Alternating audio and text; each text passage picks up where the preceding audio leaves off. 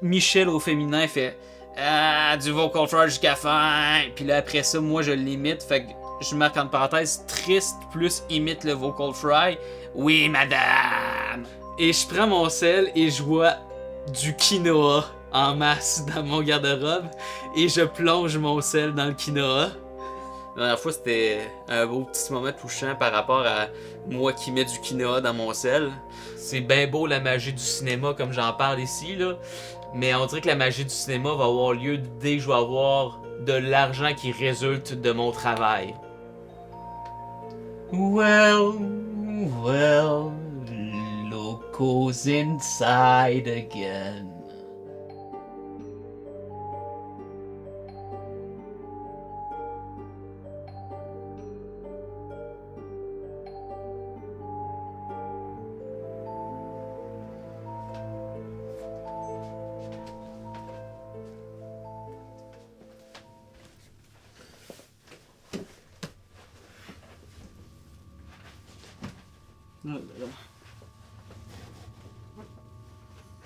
Bon. L'ironie du sort. Je parlais dans ma première prise que c'était de plus en plus difficile de refaire des prises lorsque c'est pas au focus. Et là, ça l'était pas pendant 22 minutes. Fait que je refais au complet. J'ai modifié l'éclairage. Si j'utilise d'autres prises, vous allez voir ça va apparaître. Il y a eu des changements aussi. J'ai ajouté une lampe chinoise, comme le cinéma aime si bien le faire. C'est ça. Il y a une ombre ici qui est le micro. Spoiler alert. Mais ça a juste l'air d'être une barre. Fait que c'est pas si pire. Ça me dérange pas tant. Étant donné que c'était très personnel comme témoignage, puis que c'était quand même 22 minutes, étant donné que c'était pas au focus ici, je crois que ça vaut la peine de le refaire. Je parlais de ma première expérience sur un plateau de tournage professionnel. Si professionnel, ça rime avec harcèlement. Là. Je sais pas si ça va de pair, là, mais disons, parce que professionnel, je trouve ça facile d'utiliser ce mot-là quand il y a du budget qui est inclus. Mais professionnel, ça peut être un tournage qui coûte zéro, en fait. Lorsque le monde qui travaillent dessus font ça professionnellement, dans ma tête, c'est le climat de travail est sain. Il n'y a pas le mot mal qui est avant le mot sain. Et pourquoi je voulais parler de ça? Parce que jeudi, entre autres, et dans la dernière semaine, je remettais beaucoup de choses en question. Là, j'espère show focus. Là. Je remettais le métier en tant que tel en question, mais mon futur par rapport à ce métier aussi. Je vais regarder aussi des fois cette caméra-là, d'un coup qu'il n'y a rien de bon ici. Fait que je remettais en question beaucoup de choses. Et beaucoup de choses étant, est-ce que j'ai vraiment le goût de faire ça le reste de ma vie? Ce qui est quand même une bonne question. Puis là, j'ai essayé de regarder peut-être les bacs en architecture. Je me suis dit, ouais, ça me tente pas de retourner à l'université. C'est quoi qui pourrait qui pourrait être une possibilité d'emploi sans études en tant que tel. J'aimerais bien ça être facteur, puis mais à quel point passer sa vie là-dedans. Puis d'ailleurs, s'il y a des facteurs qui coûtent, il n'y a pas de problème. Je parle par rapport à moi, là. J'ai déjà fait un deck en gestion d'un établissement de restauration qui m'a pas servi. Et j'aurais dû comprendre à ce moment-là que j'ai pas le goût de gérer tant que ça des humains. J'ai plus le goût de créer des affaires. Mais non, après j'ai fait un bac en comptabilité, puis là c'était encore moins créatif. C'était, il y a une réponse possible, puis actif égale passif plus capitaux propres. Je vous l'apprends peut-être ici. Mais il y avait pas de ok, ça se peut que ça soit un plan large, puis après ça un close-up, mais un autre réal va avoir une vision complètement différente. Il y avait juste une réponse possible. J'aurais dû catcher après un mois que c'était pas fait pour moi, mais non, j'ai fait les 3 ans. Et après ça, il y a eu le cinéma. Et le cinéma, c'était la seule fois que j'étais capable d'écouter, pendant la période de porte ouverte, un professeur 95% du temps. Généralement, les autres fois, c'était 40% maximum. Le 60% restant, c'était des idées de sketch absurdes que j'avais en tête où il faudrait vraiment que je sois pas ici. Mais si je suis pas ici, je vais couler mon année. Donc, ça veut dire que j'ai vraiment le goût de faire mon... Non, Michel, si t'as pas le goût d'être ici, ça serait peut-être bon d'arrêter après ta première année, en fait. Pas faire la deuxième et la troisième en te disant « Ouais, sûrement que ça va s'améliorer avec le temps. » Ça s'améliore jamais avec le temps. Ça va empirer avec le temps. Donc, je parlais de ça dans mon autre prise, mais aussi du fait que j'ai tellement une mémoire pour n'importe quoi d'absurde, puis souvent des choses négatives, que ces temps-ci, on dirait que ça l'a décuplé et je vis dans le négatif constamment avec moi-même. Il y a eu un mur dans la toilette que j'ai peinturé avec de la peinture passée date. Et il a fallu que je refasse au complet le tout. Pas juste repeinturer. J'ai tout arraché puis j'ai refait à partir du carton. Et là, à chaque fois que je vois ce mur, ça me fait penser à moi qui aurais pu ne jamais prendre ces dizaines et dizaines d'heures-là pour refaire le tout et que ça sent encore le gyps aujourd'hui. Seulement si j'avais pris la décision de ne pas mettre la peinture passée date dès le départ. À quel point ça m'aurait sauvé des heures, mais aussi de la sanité ici. Et maintenant, c'est ça comme je dis. Quand je vois ce mur, je pense à nouveau à la peinture passée date. Donc je me remets dans un état négatif perpétuel. Même si j'ai changé le tout et qu'il y a une nouvelle couche de peinture, je revis ça en boucle à chaque fois que je vais pisser. Et je vais pisser très souvent en passant. C'est peut-être un bout très éducatif, là, mais 10 à 15 fois par jour, puis c'est pas des jokes, ok? Donc, tout ça pour dire, des fois, ça me prend pas grand-chose pour penser à quelque chose de négatif. Là, c'est la réalité. Des fois, ça me prend un mini sac de plastique, mais c'est pas un sac, là, mais un genre de pochette pour mettre des cartes mémoire, là, qui a eu déjà, on va dire, un carton d'un plateau de tournage sur lequel j'étais assistant de production dedans. Et juste le fait de revoir une pochette de plastique maintenant, ça me fait penser à ça. Ça me fait penser au plateau de tournage de merde. Fait que là, si ça prend juste une pochette de plastique pour que je sois dans un mode ça va pas bien, ça... je vois pas comment tu deals avec le reste de ta vie, là. Ben c'est ça, va falloir qu'il y ait un changement. Ça ou... La fois que j'avais pris l'appart le plus miteux en ville parce que c'était un choix de dernière minute. Et j'essaie de me remettre. Je me sens que j'étais de même tantôt. Ça devait pas être trop focus, tout ça. C'est ça, j'avais pris un appart miteux que j'aurais pas dû prendre. J'ai toffé là 1 an. La personne en dessous de moi mettait sa musique dans le piton. Il n'y a rien à faire, pas de conversation, pas rien. Et au moment du déménagement, la personne en question m'a pointé mon collier que j'avais dans le cou. Et a fait un commentaire par rapport au collier. Et à partir de ce jour, chaque fois que je voyais le collier, chaque fois, je pensais à cette personne et à mon année de merde pendant la COVID. Donc ça prend vraiment rien pour être semi-dépressif. En tout cas, quand vous vivez dans ma tête, là. Bref. Si ça prend rien pour être négatif, c'est qu'il y a eu sûrement des événements dans les dernières années ou en général dans ma vie qui a fait en sorte que je devienne cet être humain. Et je parlais dans ma première prise des perceptions, mais aussi du deal avec les... du deal. On deal avec des humains au quotidien. Au cinéma aussi, entre autres. En restauration aussi. C'est pas toujours facile parce que les perceptions sont très différentes pour chaque individu. Là, je vais citer un exemple de mon premier plateau de tournage que j'ai fait tantôt. Là. J'ai-tu besoin de dire que je l'ai fait tantôt, à chaque fois? Mais bref, sur un certain plateau, j'avais un sac à dos qui était à moi, c'était ma possession. Et à un certain moment, ça c'était...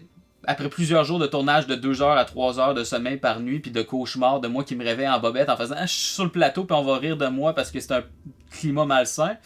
Ben, après plusieurs jours de ça, de vivre constamment dans la médiocrité, puis faire jamais dire c'est bon ton travail, puis quand tu lui demandes, mais des fois, est-ce que le monde remercie les autres? Ah, pas dans ce milieu-là! Une vraie réponse. Un fait vécu. Hey, c'est assez fou. Puis quand tu dis, hey, c'était telle personne m'a envoyé chier parce que j'ai fait ma job, puis non, mais faut pas que tu répondes, c'est des princesses de Montréal. Faut pas rien dire, faut vivre tout ça, faut subir. C'est bien les formations contre le harcèlement tout ça, mais ça serait le fun de les appliquer. C'est là qu'il y a un changement qui se produit. Fait que c'est ça, si vous vivez, là c'est un témoignage, si vous vivez du harcèlement, le code de déontologie, on le prend et on le garoche dans les vidanges, ben, dites rien dans le fond. Parce que sinon, ça se peut que vous soyez pas réengagé dans cet enfer sur Terre. Pis ça serait plate. Ce serait plate que tout le monde fasse ce même procédé-là, de garder ça pour soi, à vie, infiniment, perpétuellement. Ok, le cycle de haine. On le garde, puis à place, on fait des sourires passifs-agressifs. Non, tu le gardes pour toi, puis au pire, tu lui dis, là, c'est des princesses de Montréal! Puis eux autres le sauront jamais comment ils ont agi, puis comment ils pourraient changer, parce qu'ils vont faire d'autres plateaux, puis ils vont avoir la même attitude de merde. Mais ça, faut pas le changer, il faut garder ça. OK? On comprend? Parfait. Fait que, bref, on revient au sac à dos. Hey, je me perds, là. Tu sais, quand j'ai de la haine qui bouillonne, c'est ça que ça fait. J'avais un sac à dos sur moi. Il était gris, à part de ça. Et le sac à dos, il était vraiment léger. Il y avait juste du papier à l'intérieur, des crayons pour prendre des notes. Et lorsque je gérais 4 voies en même temps, pendant que les chars passaient puis les piétons passaient, pendant que les personnes au-dessus de moi buvaient du café en me criant des affaires dans le walkie, ben je dealais avec du monde autour de la ville de Québec qui disait « J'ai pas entendu parler qu'il y avait un plateau, tu me fais chier, je veux nettoyer des rues. » Et lorsque je posais la question dans le walkie « Est-ce que je le laisse passer? » Je me faisais répondre des affaires comme « Ben oui, tu le laisses passer, on n'aurait pas perdu ce temps-là si tu l'avais fait à la base. » Mais si je l'avais fait à la base, je m'aurais fait dire « Mais pourquoi tu me l'as pas dit? » Faut que tu me le dises, des affaires de même. Fait qu'il n'y a pas de bonne réponse à ce moment-là. Puis quand tu fais partie de ces tournages-là, va-t'en. Ça s'améliorera pas. Je te l'annonce tout de suite. Fait que ces moments-là de... ça se passe pas souvent dans ma vie. Pour que je sois en mode, je prends mon sac à dos puis je le tire, faut vraiment que ça soit ultime. OK? L'ultime détresse. Et en gros, après que je laisse passer le gars de la ville puis que je réponds... Ok, ce serait le fun de me le dire plus poliment à prochain coup. Un peu comme le passif agressif qu'on me fait depuis des jours, là. Ben, il y a une personne qui arrive, un citoyen de la ville de Québec, et lorsque je dis attendez un peu, tournage en cours, blablabla, oui, réponse sec, bref, je parle en walkie, la seconde que je parle en walkie, il me passe directement en char, là. À ça de mon pied. Il a failli écraser mon pied pour 4 secondes d'attente. Fait que ma réaction en tant qu'être humain qui fait juste vivre de la constante... C'est quoi? C'est pas ça la définition d'harcèlement? De la constante... Trouvez un mot. De la constante chiasse. Je pense que ça serait le bon mot, le mot approprié. Ben ma réaction à ce moment-là, c'est que... What? T'as failli m'écraser le pied. Prends mon sac et le tire. Mon sac ne contenant rien, puis il y avait personne derrière moi. Et à ce moment-là, la réaction facile, ça serait de dire ce gars-là, il l'a pas. Il a tiré son sac. Il est colérique. Mais la réaction intelligente aurait été d'aller me voir et dire qu'est-ce qui s'est passé, pourquoi t'as réagi de même, t'as jamais réagi de même de ta vie sur le plateau, on te connaît pas, mais ça a toujours bien été. Ben ça aurait été logique, mais on fait pas ça. Pourquoi on fait pas ça? Ben parce que la situation ça serait réglée puis tout le monde aurait compris. À la place, on fait hey, il a tiré son sac, puis lorsqu'on le revoit 1 heure plus tard, on fait genre semblant de pas le voir, ou on est comme ça va-tu, mais pas un ça va-tu réel, là, un ça va-tu de j'ai t'es-tu toujours de même? Je te juge en ce moment? On va pas régler la situation, mais... Wow! C'est cool, ce climat malsain, hein? On le vit, là. Donc, je vous le dis, la bonne réaction, ça aurait été de faire... Hey, j'ai vu...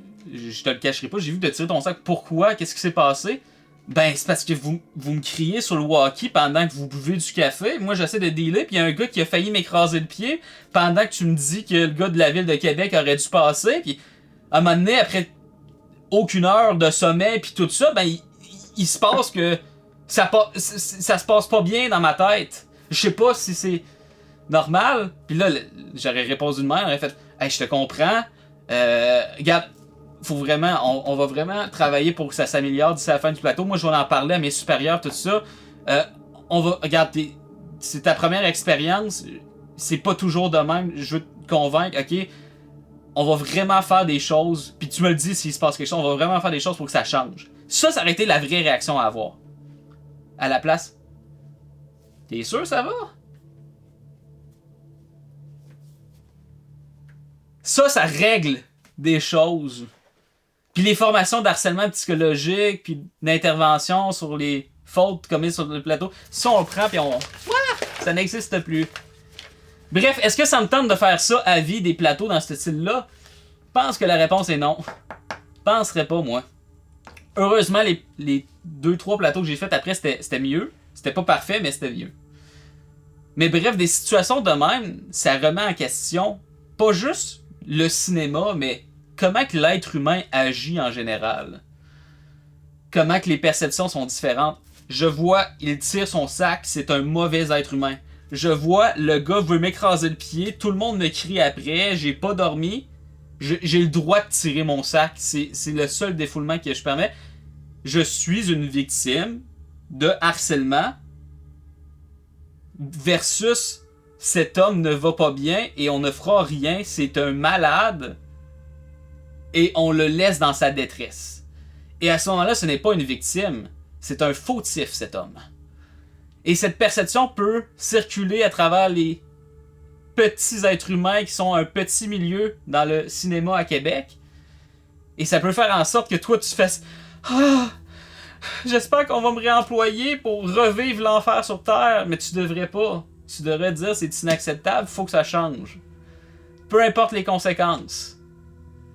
Si moi je donne des cours de cinéma, un exemple.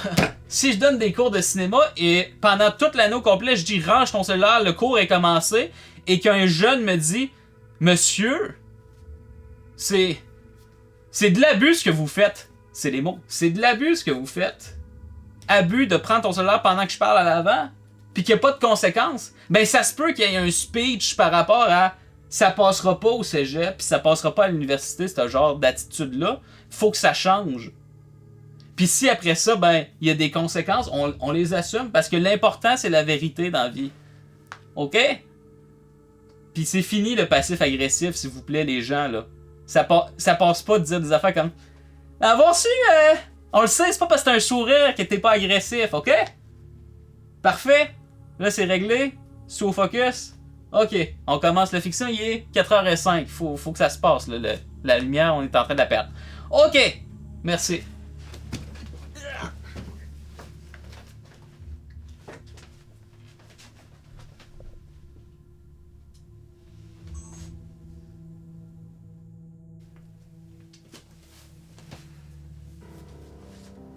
Faux steak.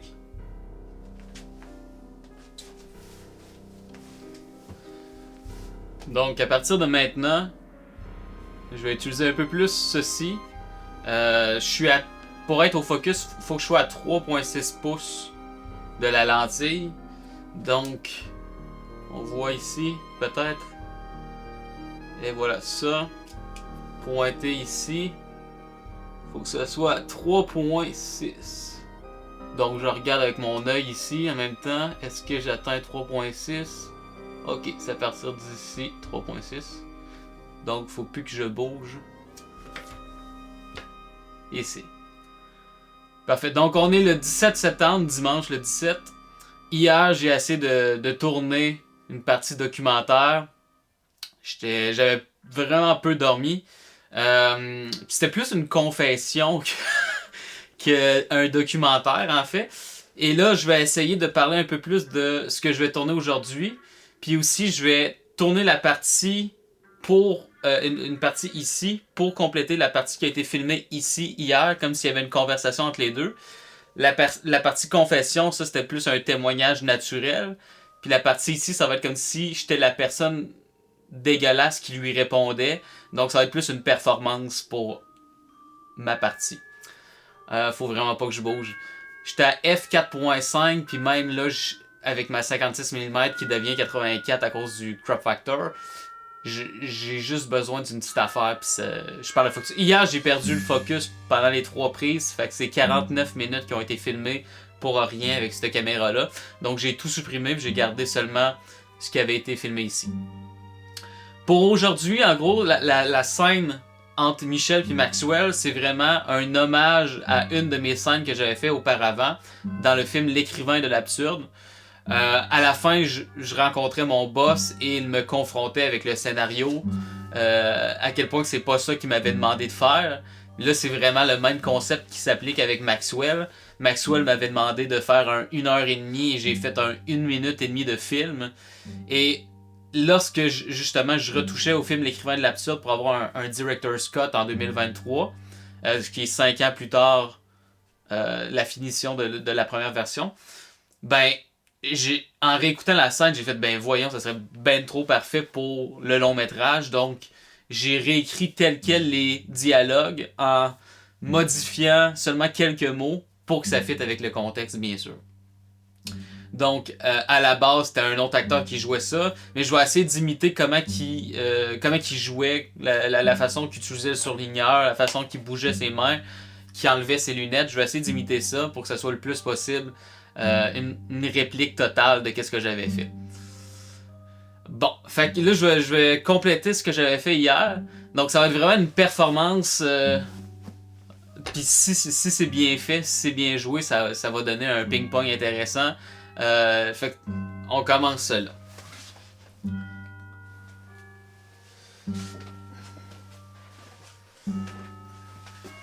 Je refais au complet cette prise.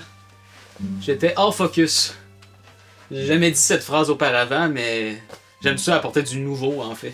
Pas comme la chaîne de télé là, mais du nouveau en compte. Ah! Fait que 3.7. Je sais pas pourquoi ça l'était pas tantôt là. Sérieusement, si le moniteur avait un peaking qui fait du sens, j'aurais 100 heures de plus dans ma vie. Ce qui est peut-être pas une bonne chose en fait. Je trippe pas tant que ça tout le temps. Là. C'est inquiétant des fois ce que je dis, mais c'est des jokes en passant. Là. Des jokes. Ouais. J'aime ça qu'il y ait un mystère un peu. Ah ouais, le 3.7.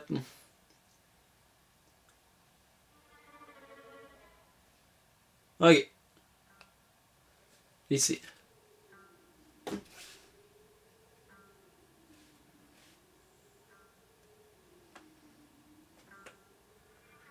Hey, ça prend pas grand chose là. Avec une 56 mm 84.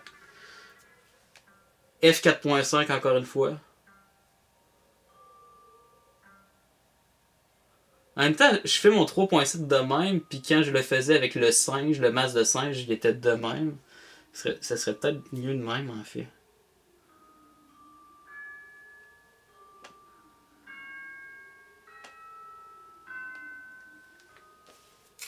Ok. Oui, avec ça. Donc, contrairement à hier, j'ai beaucoup plus d'énergie. Ça me dérange pas trop de le refaire. Puis je vais refaire les rires sataniques aussi pour le micro. Puis peut-être ça va me servir pour le montage lorsque j'étais en train de faire mon témoignage de mes moments super joyeux sur mon plateau de tournage. Je vais pouvoir faire retomber sur le montage normal. Moi qui mets un rire de fucked up. Ok, de Joker surtout là. 3, 2, 1. Prise 2, plus de prise 1, à part elle. 3, 2, 3.7, on va la refaire. Ok, on prend pas de chance dans la vie. Tu vois? Ok.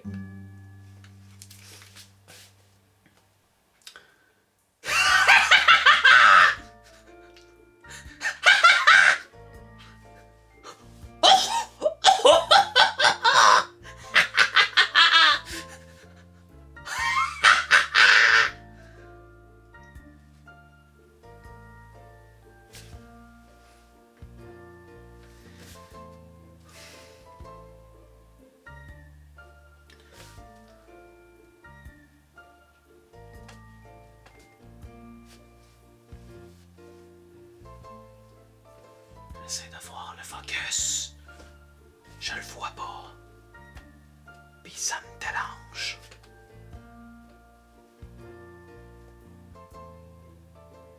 En fait, parce que mes lunettes, c'est du blindé, là. Il y a 800 cm de verre. Fait que je vois tout le temps flou dans le moniteur. Fait qu'à la place, je devrais regarder ma bouche qui est au même niveau que mes yeux. Ma bouche, je suis capable de mieux comprendre si elle est pas floue ou floue. À cette distance-là, j'étais à 1 mètre. Là. C'est bon, cette bout-là. Ça l'épuise pas des gigs. Ok. À partir du début.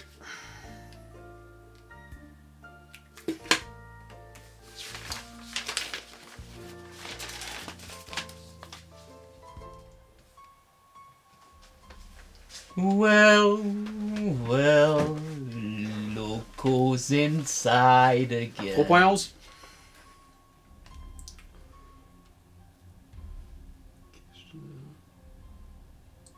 Ouais, c'est ça. Donc, tantôt, il y avait une poussière de capteur. Juste ici. Puis, de toute façon, je me suis pas rendu au bout de la prise. Fait que là, je refais encore une fois à partir du début. La poussière de capteur, faut pas que ça se produise parce que sinon, ça fait comme dans l'écrivain de l'absurde. Ça fait des poussières de capteur sur des cheveux en permanence. Je sais pas si on peut voir. C'est long à faire des masques autour puis à essayer de trouver des pixels qui se ressemblent. C'est jamais parfait. Donc, mieux vaut régler le problème dès qu'on le voit. Ça a donné que là, je crois que c'était vraiment aujourd'hui que ça s'est passé et non avant. Sinon, ça va être triste, mais il va y avoir des poussières de capteur dans tout mon film. Mais je penserais pas. Parce que contrairement à l'écrivain de l'absurde, j'avais trop peur à ce moment-là de vérifier mon footage. Donc j'ai tout laissé ça sur des disques durs, sans jamais vérifier, comme j'ai dit. Mais là, pour le tournage en ce moment qui se passe, je vérifie si tout a été enregistré correctement, si, admettons, lorsque je double-clique, le fichier s'ouvre. Mais il n'y a pas de colo en tant que tel sur les roches que je vérifie. Donc, des fois, on le voit pas quand c'est juste un peu gris, un peu noir. Mais je pense que j'ai un meilleur œil qu'en 2017, donc sûrement que je l'aurais vu. Sûrement. Je commence à partir du début. Je vais faire les rires sataniques aussi. Prise 3.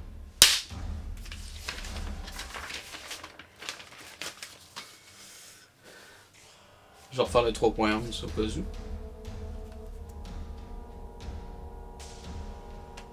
C'est vraiment à côté sur le dos de la chaise, 3.11.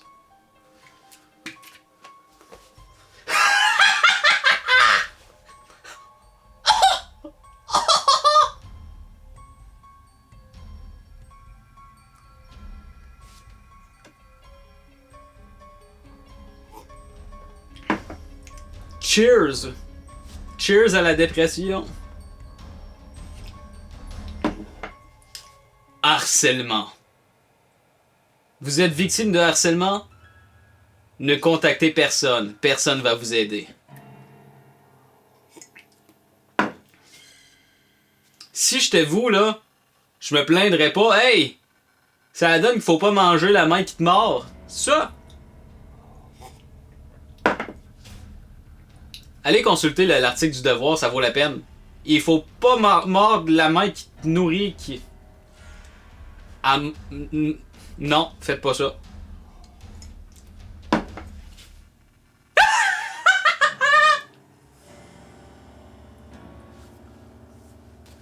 Je ne fais pas bien. Est-ce que ça paraît? Ça ne va pas bien. Ok. Prise fiction. Ça devrait être bref. Ça devrait être bref. Ça devrait être bref.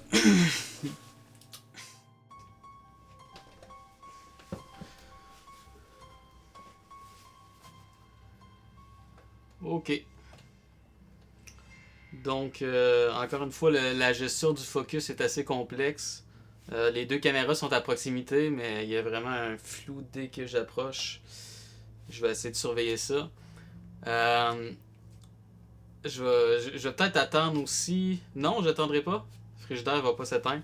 Donc, ça devenait compliqué de tout le temps le brancher, le débrancher. Bref, je le laisse aller. Puis j'ai mis les couvertes de son en place en arrière pour que ça stoppe un peu.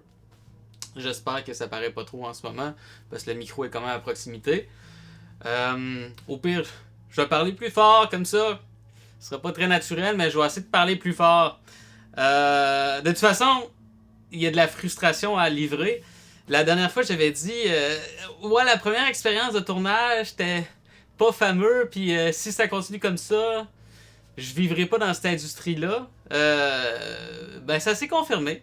J'ai décidé de. En fait, j'avais prévu mon mois de septembre pour terminer ce long métrage. Finalement, la fin de mon mois de septembre, ça a été faire 2 prods en même temps. Les 2 prods, ben, il y en avait une que dans le walkie, c'était tout le temps sec et bête. Puis l'autre, je me doutais que ça allait se passer, mais la personne qui faisait la régie, gros sourire de même. Quand tu vois quelqu'un qui sourit de même, là, fuis, ok? Parce que tu le sais que d'une seconde à l'autre, ça va faire. Il y a quelque chose qui bouillonne dans cette personne, puis à un moment donné, ça saute. Puis c'est ça qui est arrivé, en fait. Donc, en gros, je vous conterai pas exactement chaque jour comment ça s'est passé, mais à partir d'une certaine journée, sur la prod, la personne qui s'occupait de la régie a décidé de. Là, je vais faire attention pour le micro, là, parce qu'il faut pas que je crie aussi fort qu'il criait. Mais il a décidé, à la place de dire, admettons, lâche les cônes s'il vous plaît, il faisait lâche les cônes! Puis, on dirait que c'est comme agressant à entendre, surtout quand la setup, puis tu vois, j'étais encore marqué par ça. La 7 PA avait dit, dans le fond, c'est la 7 PA, c'est celle qui est en charge des assistants de production, PA pour Production Assistant. Elle avait dit, ramasse les cônes, et la seconde qui a suivi après, c'était lâche les cônes! Fait que faire à ce moment-là quand les 2 personnes sont supérieures à toi sur le plateau? Il n'y a pas de bonne réponse. Fait que tu subis. Là, tu te dis, ah, c'est juste une fin de soirée. Peut-être que ça a été rough pour la fin de la soirée. Parce qu'il continuait aussi, il textait sur son cell pendant qu'il y avait des comptes. Puis il y avait du monde qui passait à 50 km/h. Fait que quand est venu le moment d'entendre sur le walkie, rap, bravo tout le monde. Puis tout le monde a commencé à avoir un semblant de bonheur. Mais je me suis dit, ah, cette personne qui texte, peut-être qu'elle l'a pas entendu. Fait que j'ai fait, hey, c'est un rap, lâche les cônes! Encore une fois, donc il fallait laisser les cônes là, bien sûr, parce que c'est le rap. Puis c'était impossible de le dire autrement que lâche les cônes! Puis c'est agressant, je sais pas pour le micro, mais en tout cas c'est agressant pour les oreilles d'un humain qui est là à côté de lui. Surtout quand il y a un walkie, que ça peut être juste lâche les cônes, ou ça peut juste être hey, non, pour la sécurité, on va laisser les cônes là. Mais c'est un bon réflexe. Dans 10 minutes, on revient, puis on va ramasser les cônes ensemble. Ça aurait été normal. Mais lâche les cônes! C'est plus strident, c'est plus agressant, fait que j'imagine que c'est la méthode pro. C'est ça qu'il faut faire. Donc, s'ensuit la journée d'après. Encore une fois, tu sais, les journées de tournage, ça finit très tard, ça commence très tôt. Fait que, là, le lendemain, je me dis, ah, peut-être qu'il va y avoir un changement chez cette personne. Non. Spoiler alert, ça change pas. Tu sais, le syndrome de la femme battue, il me donner des roses, puis il va changer. Non, c'est tout le temps downhill. Fait que, rendu là, faut que tu agisses rapidement. Donc, qu'est-ce qui s'est passé? C'est qu'en matinée, moi, je m'occupais... C'est gros le centre Vidéotron, là. Je m'occupais d'une certaine place dans le parking à rediriger le monde pour dire telle personne, les camions cubes vont aller là, puis ah là là, la lampe. Je le savais que ça allait se passer. Fait que, c'est ça, ma job c'était de dire ah là là, la lampe! Puis la lampe crissait le camp au centre Vidéotron.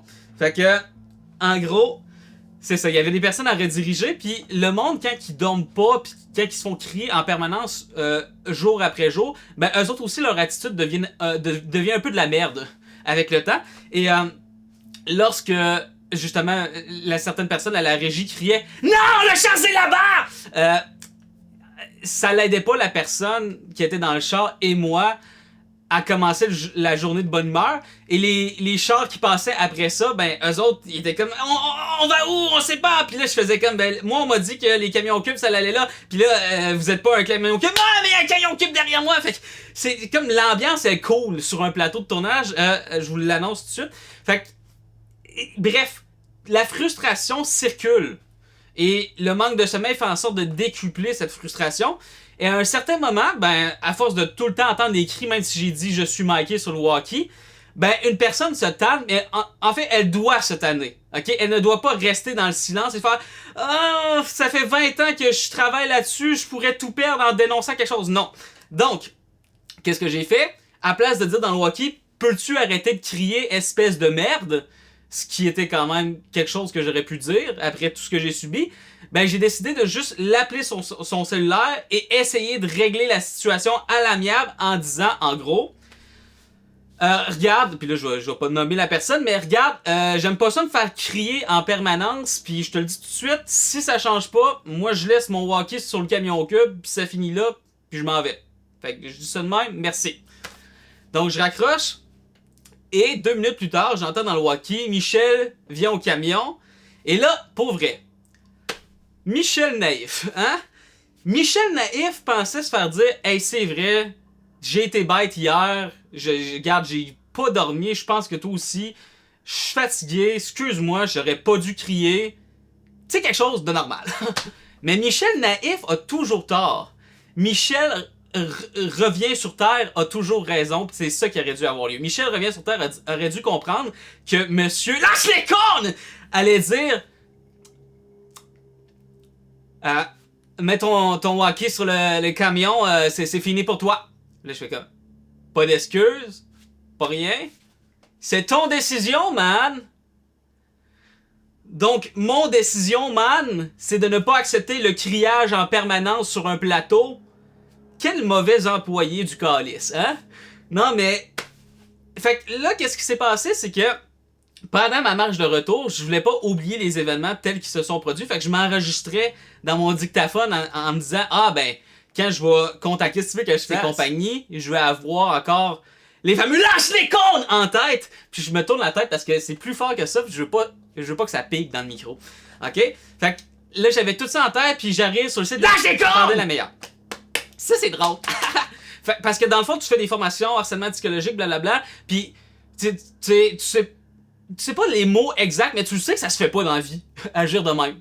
Peut-être pas harcèlement psychologique, ça va être incivilité, mais ça va être, c'est de l'hostie de merde, en gros. Fait que ça soit incivilité ou harcèlement psychologique, t'as travaillé sur mon cerveau, puis ça va prendre des semaines avant que ça redevienne normal, fait que fuck you. Puis là, le frigidaire vient d'éteindre, fait que peut-être ça va faire une différence. C'est mon cerveau qui a éteint en même temps que le frigidaire. Bref, j'arrive sur le site. Et là, je vais être sûr de ce que je fais. Je m'en vais sur la foire à la question, aux questions, je crois.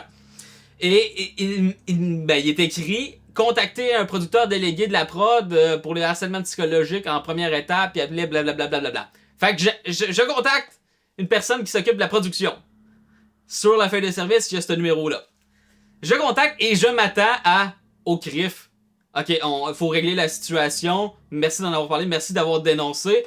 Je vais aviser la personne pour que ça change. Mais non, c'est pas ça qui s'est passé.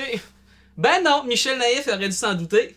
Arrête, Michel, faut pas que tu sois trop généreux envers les humains, ok? Ils vont toujours te décevoir. Donc, Michel Naïf appelle en se disant « Chris, ça sonne dans ma voix, je vais pas bien, j'étais encore sous le choc. Qu'est-ce qui s'est passé? » Mais cette personne empathique va m'aider. Ben non! Fait que j'appelle. Allô? Là, il est 7h et quelques le matin, ok?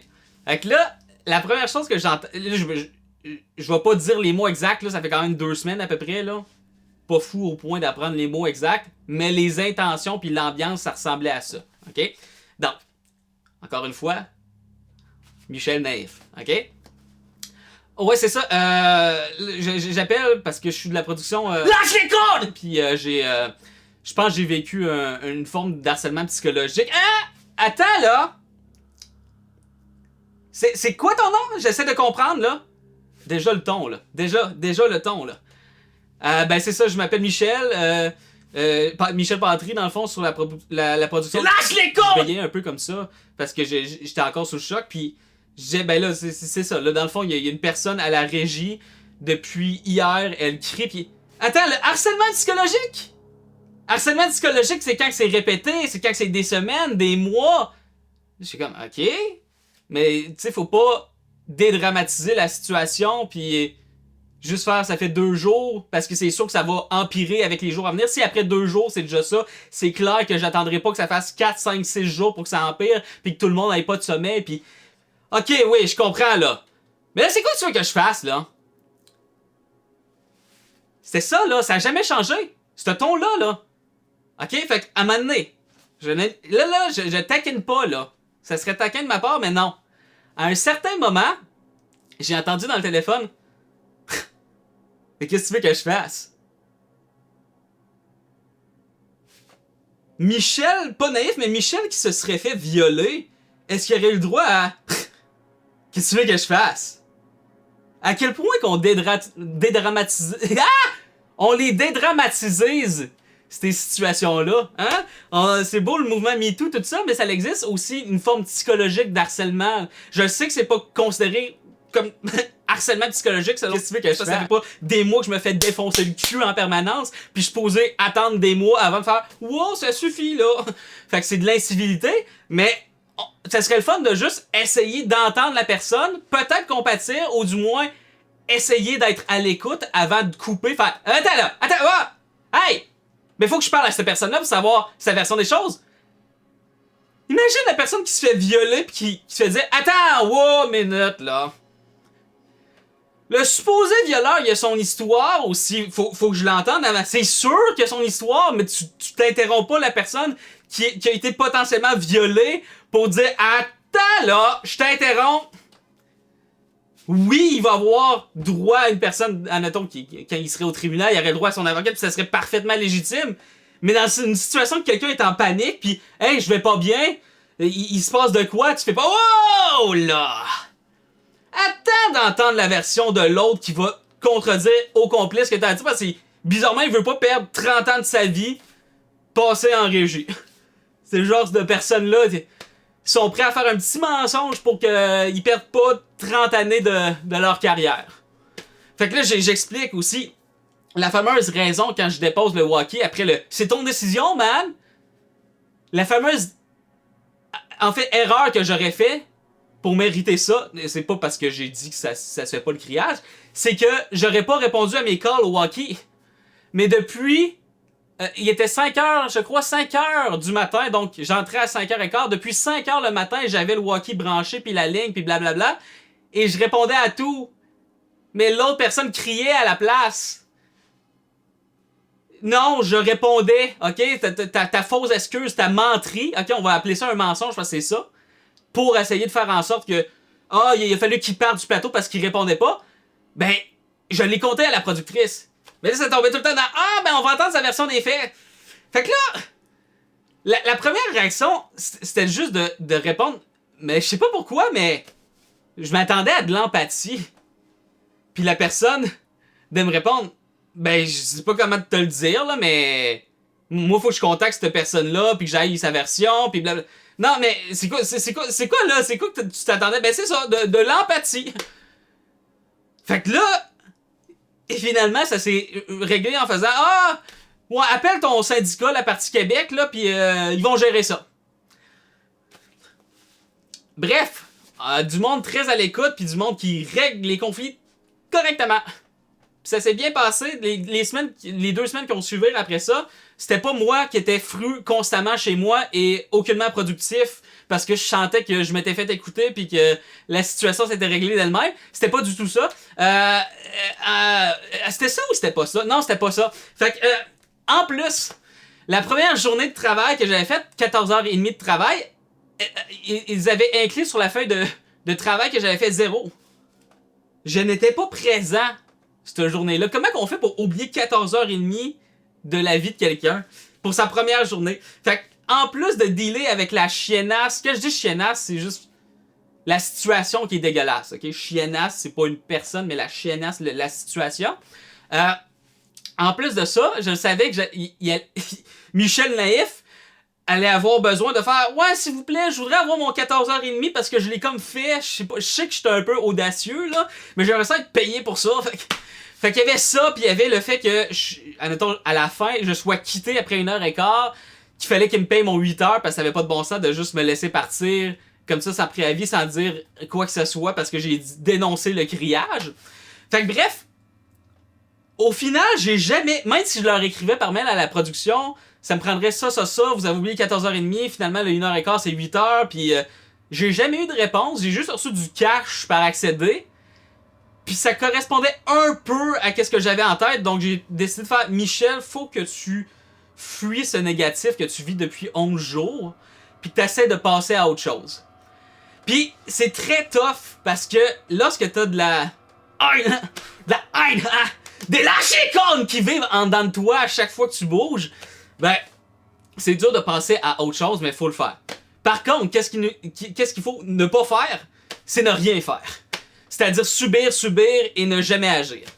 Et je crois que j'ai fait la bonne chose parce que au moment que j'ai quitté le plateau puis que j'ai dénoncé le tout, ben j'ai reçu un texto de quelqu'un que je connais qui ressemblait à... Ben, c'était-tu un texto ou c'était Discord? Bref, un message qui disait « Hey, bizarrement, je sais pas si c'est une coïncidence, mais depuis que t'es parti, l'attitude a changé sur le plateau, puis on reçoit des encouragements. » Puis là, je me disais, le mot « encouragement » dans le dictionnaire, il me semble que c'est positif, j'ai jamais entendu ça avant. Fait que j'étais comme, ben c'est malade, c'ti. On devrait dénoncer plus souvent. Ben ouais, même si ça fait 20 ans que t'as travaillé là-dessus, dénonce, parce que à un moment donné, il y a des hosties de limites à tout le temps subir, puis faire semblant que la victime devient la personne qui persécute, parce que faut entendre l'autre version des faits. Ben oui, faut l'entendre, mais faut pas interrompre la personne qui est en détresse pour dire ça, parce que ça l'aide... ça l'aide personne. Ben non. Ben non. Fait que j'avais une chose à dire avant de quitter, parce que ce documentaire-là, il va peut-être monter dans 2 ans, 3 ans. Fait que si j'ai encore ça, cette haine qui bouillonne en moi, en tête, comme les 11 dernières journées, après 2-3 ans, ben j'ai une chose à vous dire. Lâche les cônes! Merci. On est le 30 septembre 2023, il est 6h42. Je rentrais à 5h15 sur la majestueuse production avec mon bon régisseur de plateau. Et depuis 5h un matin, c'est dur d'avoir un salut, un bon matin. Mais le mieux là-dedans, c'est que après avoir traîné des cônes longuement la veille, se défaire les épaules, blablabla. La fin de la soirée était dégueulasse. Avec du criage de... Mais lâche les codes! Sont 3 mots que t'as entendus dans ta vie. Puis 5 mois et 14 jours plus tard, tu t'en es toujours pas remis. Oh, calice de charogne. Ok, on coupe cela.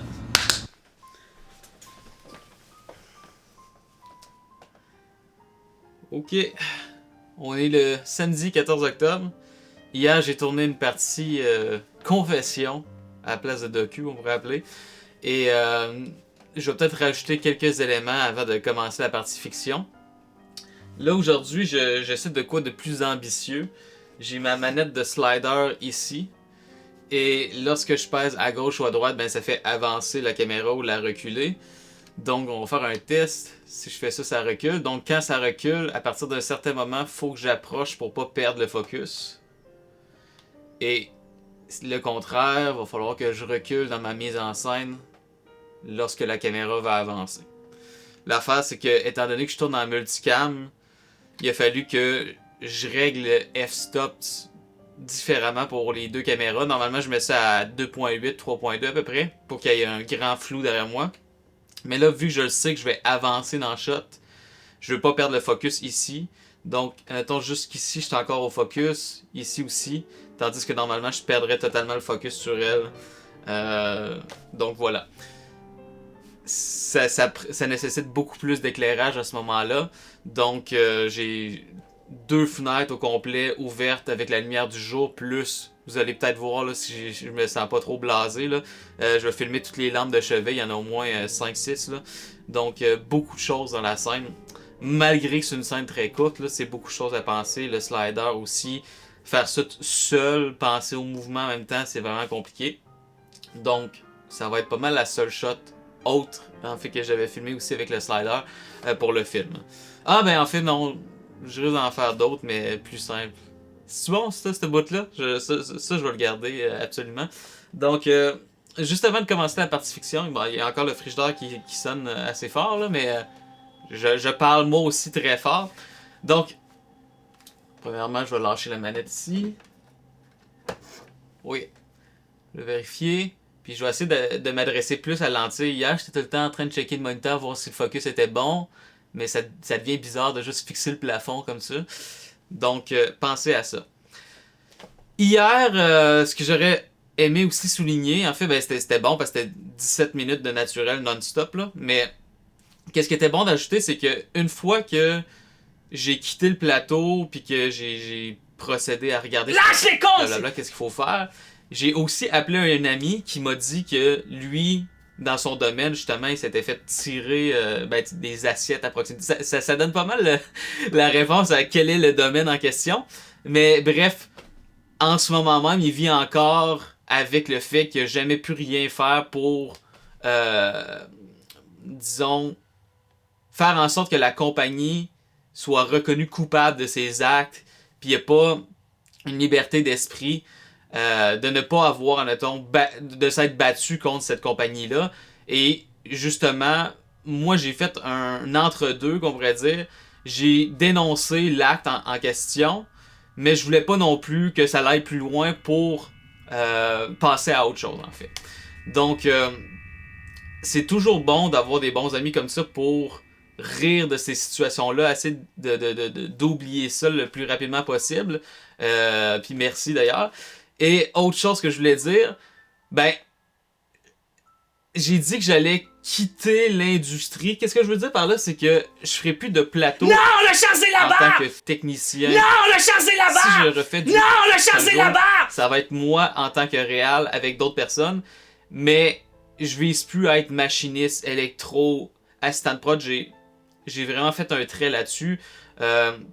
Lorsque 3 des 6 productions que j'ai fait, ou même peut-être 5, c'était semi ou à chier, c'est quand même une note de passage, là, c'est 60%, là. Donc, ça ne donne pas le goût de refaire ça. Le but, c'est vraiment de faire un peu de tout, la caméra, le son, tout ça, pour des clients.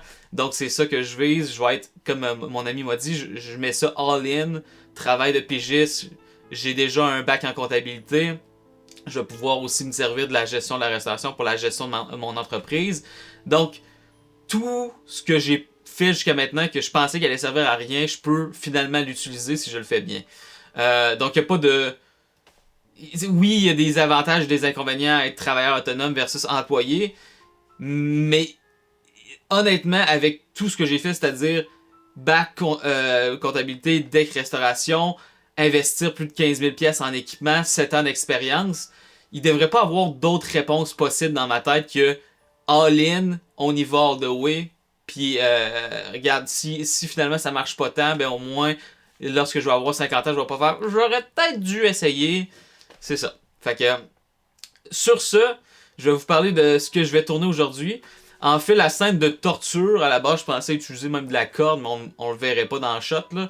Mais c'est vraiment Michel qui a endormi Maxwell et il se réveille et il est obligé de lire un texte devant lui pour dire que le film est bon, en gros. Et c'est une courte scène qui en fait, qui est l'avant-dernière scène avant de retomber dans le monde extérieur. Donc, qu'est-ce que je pourrais dire à propos de ça? À part le slider qui prend beaucoup de place dans ma tête, il faut que je pense au mouvement. Je vais filmer aussi Michel plus tard avec le marteau. Puis qu'est-ce que je vais essayer de faire? C'est que je vais essayer d'avoir dans le shot le marteau ici, faire un masque, puis juste avoir le marteau, puis aussi juste des papiers. Fusionner les deux au montage comme si c'était une seule take. Mais ça va être plus tard que je vais faire ça. Imagine le marteau ici, là. Fait qu'avoir juste le marteau dans le shot. mais le marteau focus. Donc, je sais pas si ça va marcher avec le slider. Normalement, ça marche dans des films comme The Lord of the Rings parce qu'ils ont des sliders, qu'on va dire, là, c'est pas ça pantoute, là, mais des robots qui font en sorte de reproduire exactement le même mouvement de take en take. Comme ça, tu le sais que si ça commence là, puis que ça finit là, la prise d'après, ça va faire exactement la même chose. Mais moi, mon slider, il y a des petites vibrations, il est pas fait pour la grosse caméra. Fait que ça se peut qu'il y ait un déplacement d'1 millimètre qui va faire en sorte que ça, je pourrais pas l'avoir. Par contre, qu'est-ce que je vais pouvoir faire plus tard? C'est filmer ça devant un green screen puis l'ajouter par-dessus l'image si la caméra est stabilisée au complet. C'est très complexe là, mais bref, c'est ça le cinéma. Sur ce, je vais commencer ça. Je vais juste couper partout puis après ça on commence une première prise de fiction. Merci.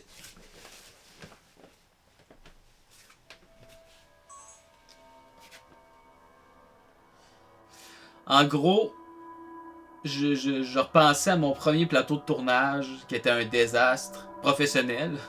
Professionnel étant harcèlement inclus. Professionnel étant on sourit passif-agressif puis on fait rien pour que les choses se changent. Puis les départements, ben il faut pas communiquer avec, il faut que ce soit des mini-sectes qui volent les lunchs des autres. Question que tout le monde soit épuisé et affamé. Oubliez pas là, prenez des notes, ok? Fait que ça, c'est la définition de professionnel.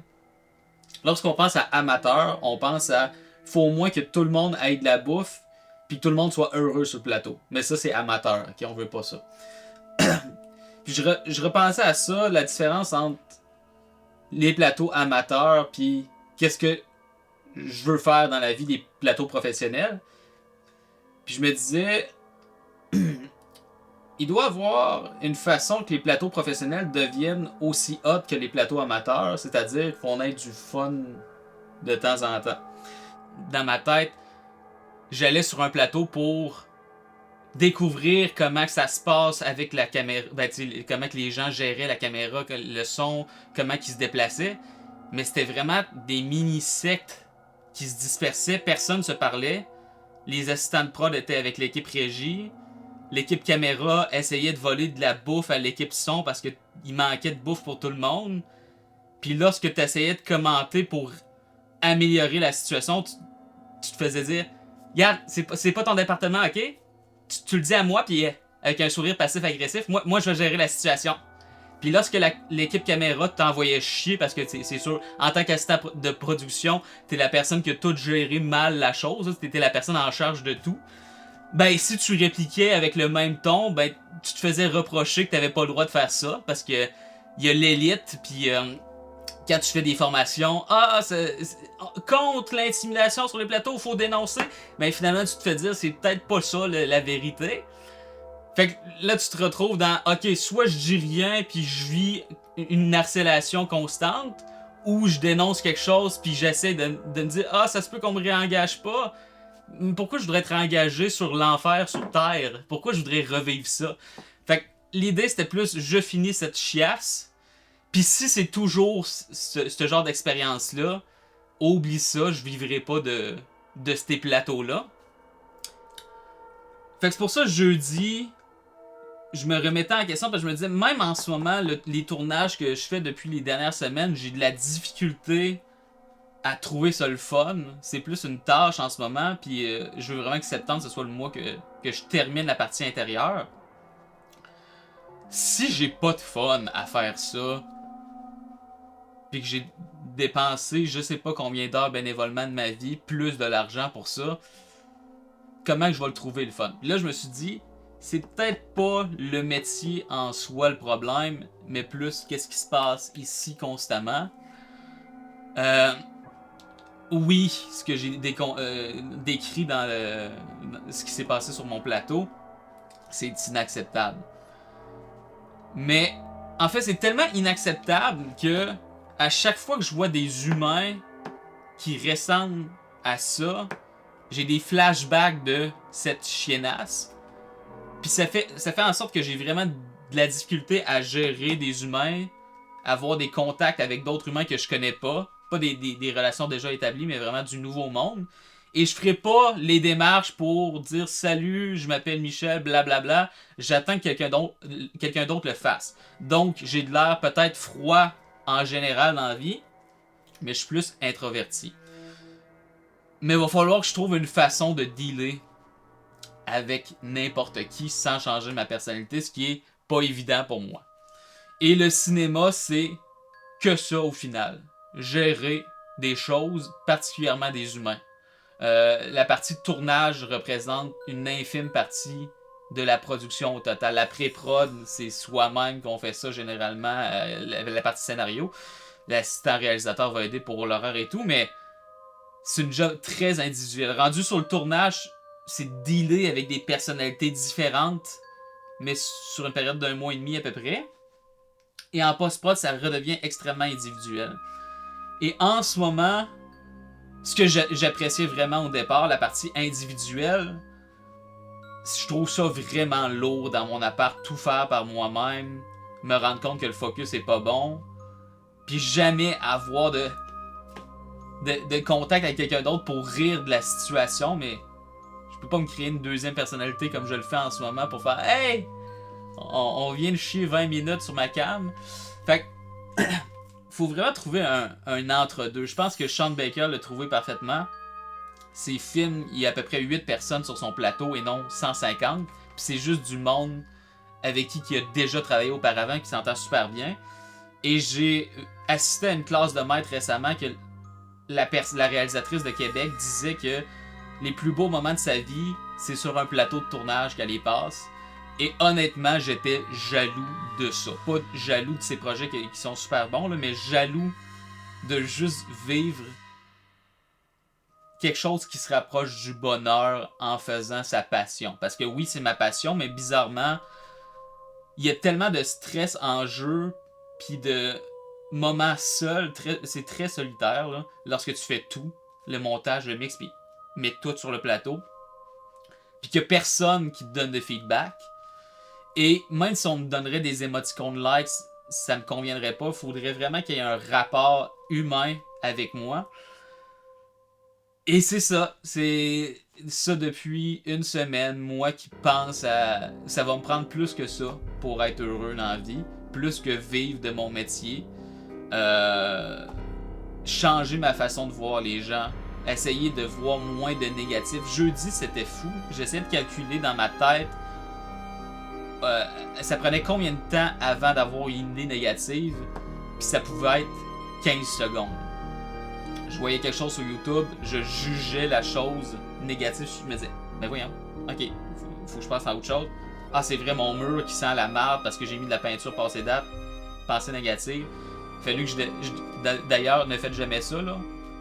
Ok? Il a fallu que j'arrache tout jusqu'au carton puis que je refasse tout à zéro. C'était des heures. Mais moi, j'ai tellement une bonne mémoire des choses. Puis je suis un peu rancunier aussi.